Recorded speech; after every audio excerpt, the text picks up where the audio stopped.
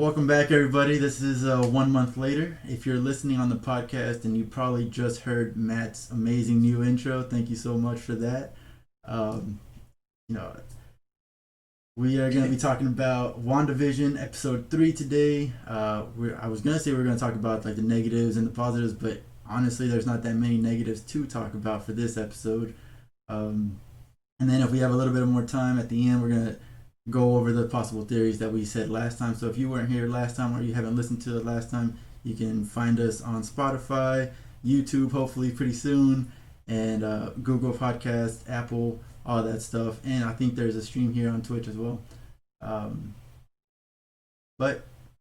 before we get into all that, let me introduce you to the 1 month later crew. We got Matt. Hi guys, Matt from Talking Pop Culture. Do reviews on comics every day. So yeah, feel free to join and have fun with me.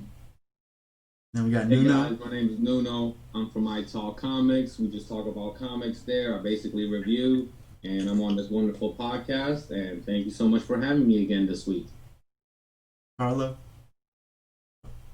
Book Biker here on Insta. Follow me for almost daily comic book posts. And you got Carlos. How's it going, guys? This is Carlos from Omnipotent City Comics. Join me on Instagram. I just like to post everything comic book related. And yeah, let's talk heroes and villains. And Nick. Hey guys, this is Nick, Vinyl Casket and Vinyl Casket Comics on Instagram. Always just putting stuff out over there. Check it out. Check me out on Twitch. Thursdays, Fridays, and Saturdays. Cool. That's us. That's everybody. Myself, I got Manny Reads Comics on Instagram. I like to talk about the comics that I just read, and that's pretty much it. Other than that, let's get started. Relax, sit back, and put your capes on. First things first, we're gonna talk about the negatives, and like I said, there's literally not much to do. What we talked about was the laugh track, and one of the main things that bothered me, I don't know about you guys, but it bothered me a lot, was just that nobody questions the powers. Like Vision literally ran at super speed with that doctor, and all he said was like, "Oh, I'm a little dizzy." Like that bothers me. What about you guys? I actually really know I noticed that as well. And what I kind of wrote that off to is two things: the silliness of like again 70s, 60s, 50s types of like sitcoms where it's almost part of the comedy, right? Right. And the second thing that I gave them a lot of leeway on is that it has to do with Wanda's continuous manipulation of like people, right? Mm-hmm. So even if they may notice it, I think that she's using her powers to just, I don't know, almost make them not question it too much to the point where they, start realizing that something is really, really, really wrong. Yeah, but Monica, even she was like, I realize that a lot of things are happening right now, so I'm just gonna chalk it up to this is normal. And she's like, yeah, exactly. For sure, I think that she's literally. I was gonna add to that. I think she's scaring everybody because everyone seems scared of her. You know what I mean? So we kind of learned that in this episode, and I feel like they're like, "Oh man, we just kind of flew through the sky. Whoa, did we really just do that? We just flew through the sky." And then they're just like, "Okay, let's keep going. Let's like just on to the next thing." We have a show like, to do. We here. just flew through the sky. You know what I mean? Like so, right. It's that, they really hitting on it. I mean, there's not a lot of negatives in this one, man. I'm gonna be honest. Last week I had a bunch of negatives, but this week, no. And Carlos, It was the same as when he was soaring the wall. The neighbor. Yeah. Oh Yeah. that actually reminded me. I don't know. It just doesn't explain. Like I'm guessing at the end we're gonna figure it all out. But No, they scared. No, they scared. I don't know if you guys saw them whispering. Like they're like basically what we seen is every time they catch on to her thing, they say she switches it up on them. So they're like, that, I realized they whispering, "Don't tell her, don't say anything," because I've got the subtitles on on the TV. yeah. Oh, 100%. And I don't know if you can hear, because I couldn't hear. I wouldn't have known what they said unless Yeah. the subtitles were on. So they don't want her to know because she's the one changing everything, right? Yeah. So if she finds out, we're in another time frame. Because we were talking about that last episode, she keeps switching up the time frames and like She did that again in this episode. It Yeah. really screwed with Was me. it Division? It honestly yeah, screwed he with was me. like, yo, listen, man, something's look, like, what's going on here? Like, we're not supposed to be here. And she's like, rewind. I was crazy. looking down on my phone when that happened, and I was like, "What? Did my computer or did my TV just mess up?" Like, no, we're watching WandaVision. That's right. She just did something. But did he not know when she rewinded the time back? Did he not? He I don't just think so. obviously doesn't know. Nah. Oh, he doesn't know. But he doesn't remember the thing with the beekeeper. Yeah. But one of the things, like Nuno was saying, how there wasn't like a lot to complain about. I think that's because there were so many negatives last week. They kind of just dried us out of it, so that anything they put out this week would have been better. Yeah, But it made that's true. sense as well this week. Like it actually had sense to it when it ended. So I The don't. homegirl's like, you gonna name him after your brother Pietro? Wasn't he killed by Ultron? What'd you say? Bruh, it was fire. It was fire. And she has the little, The necklace. The sword thing. Yeah. Yeah. Speaking of I sword, think Manny or somebody said it was like a shield, like what is it? Sword. Sword. do you Outer guys space, like right? They guard the space. Yeah. know what sword is? Yeah, 'cause I have no idea Which what sword completely is. now makes sense in like, there's so many things I want to say about that. But I'll wait until the end for when we speculate. Okay. Because I It's feel epic. like us thinking about that last week and then what happened this week and the ending really kind of ties in. I feel like we kind of hit it on the nail a little bit. Yeah, no, I kept going back and forth. Oh man, something just messed up. 1 second. Y'all can keep talking if you want though. Yeah.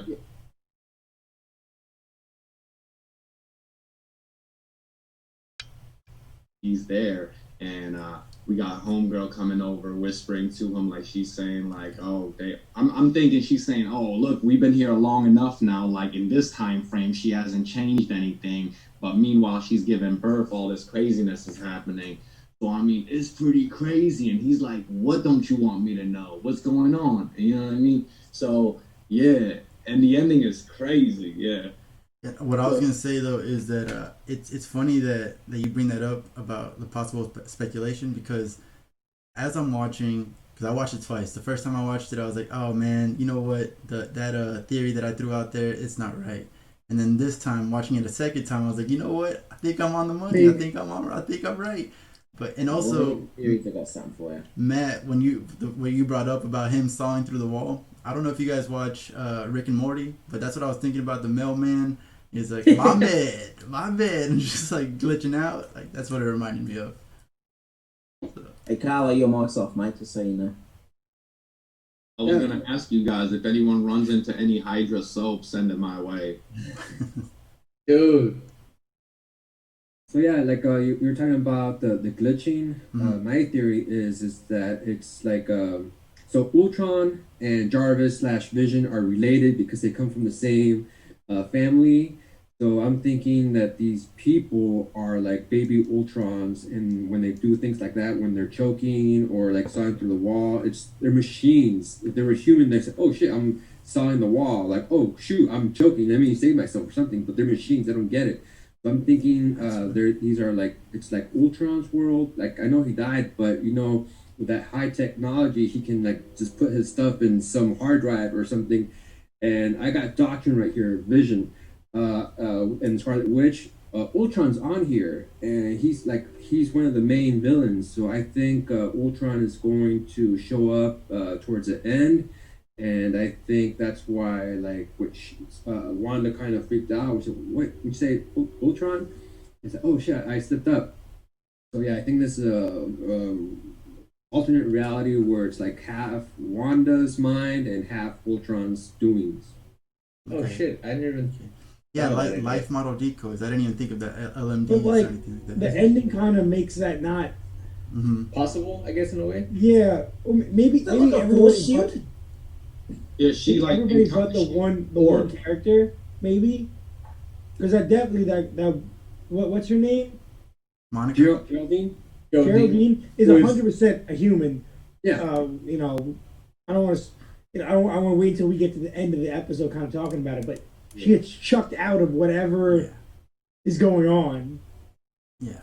Which Wanda, makes you think- Wanda tells her to get the away. Which makes you think, though, because there's so many other little incidences that they ran into, why didn't she just chuck everyone out that she had an issue or encounter with? So Because it maybe wasn't she as is much. only.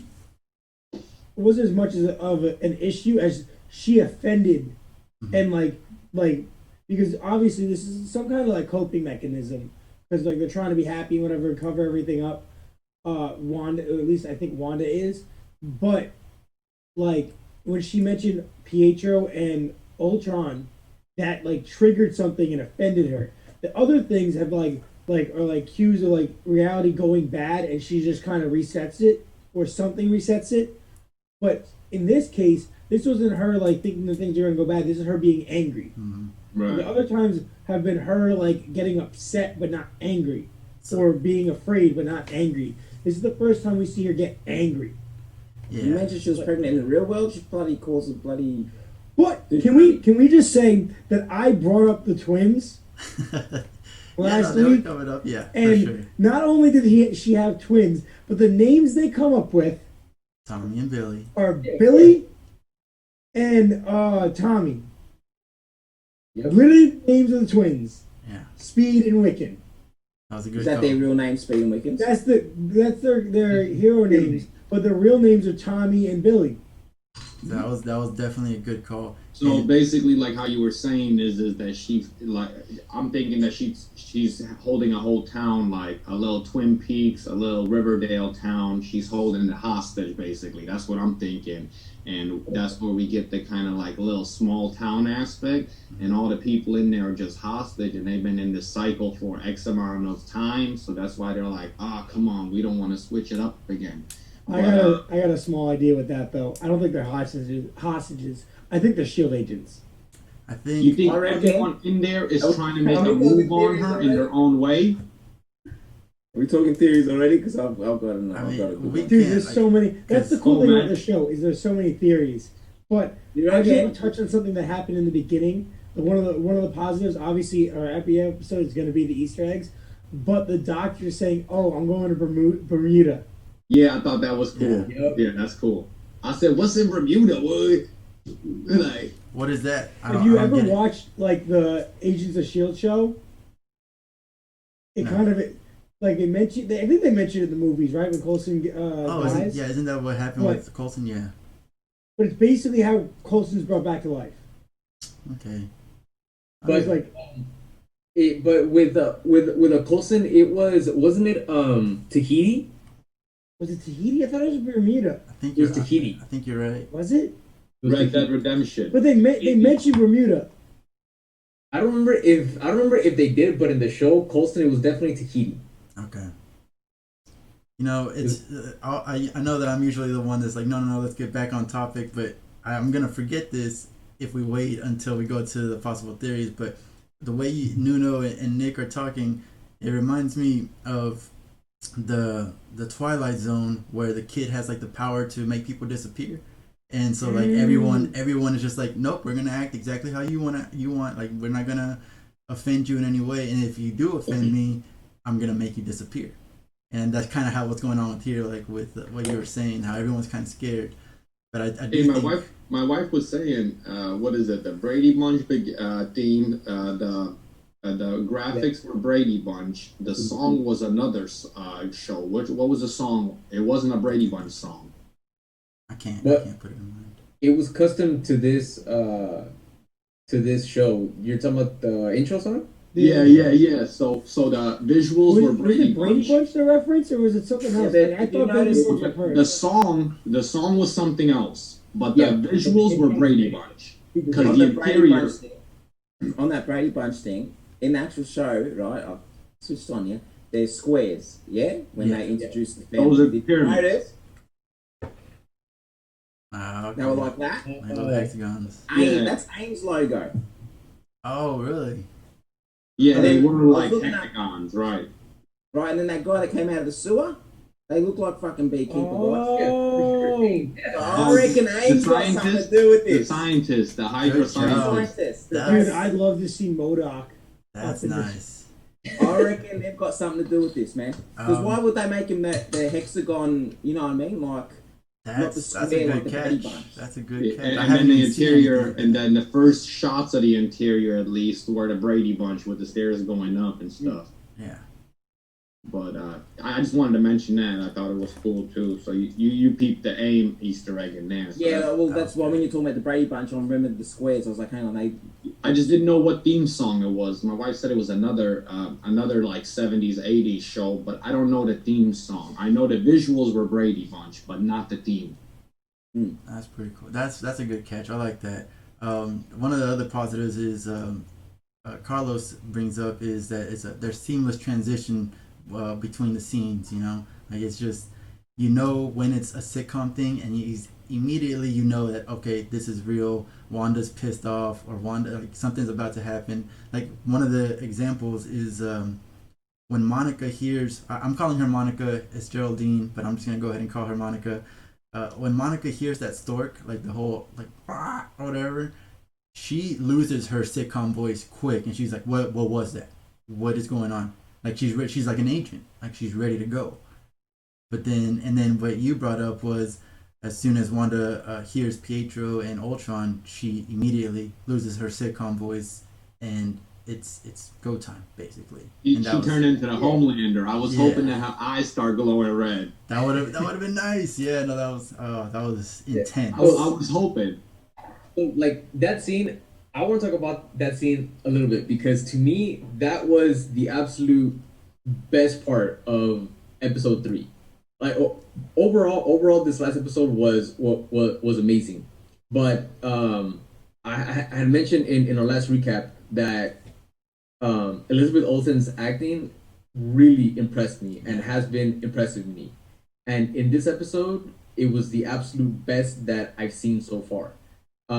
So basically, she has the twins, right? And then she starts singing a lullaby to them in Sokovian. Yep. And that, to me, got me super excited, right? Because we're acknowledging the fact that she is Sokovian. And in our last recap, we were just talking about her losing her accent. Yeah, right? she brings it back with this. Exactly. So when she is, singing that lullaby, which was a beautiful scene, by the way, I super enjoyed it. She's looking at the twins in the cribs, and when she, says, I'm a twin. I used to have a twin brother, and like you mentioned, Manny, I said that she completely loses her sitcom exaggerated, voice accent, and when she says, Pietro, you hear her accent back, and that little moment to me was just amazing. And when Monica Geraldine, when she breaks character as well, and she says Pietro was killed by Ultron, wasn't he? Elizabeth Olsen's reaction to that, and when she broke character, the fact that she was able to switch like that is super impressive, and it was extremely believable. Not just that, but it was the biggest what the fuck moment, because the last thing that I expected was for Ultron to be mentioned, for us to acknowledge Pietro again. We haven't heard him being spoken of since Avengers Ultron. So that I thought was just amazing. My favorite part of this whole episode. Yeah. And I know that we're saving theories for the end, but not so much as a theory as a hope. With all of this, reality warping stuff happening, I'm hoping that we get some sort of cameo of Quicksilver again, and that would be fantastic.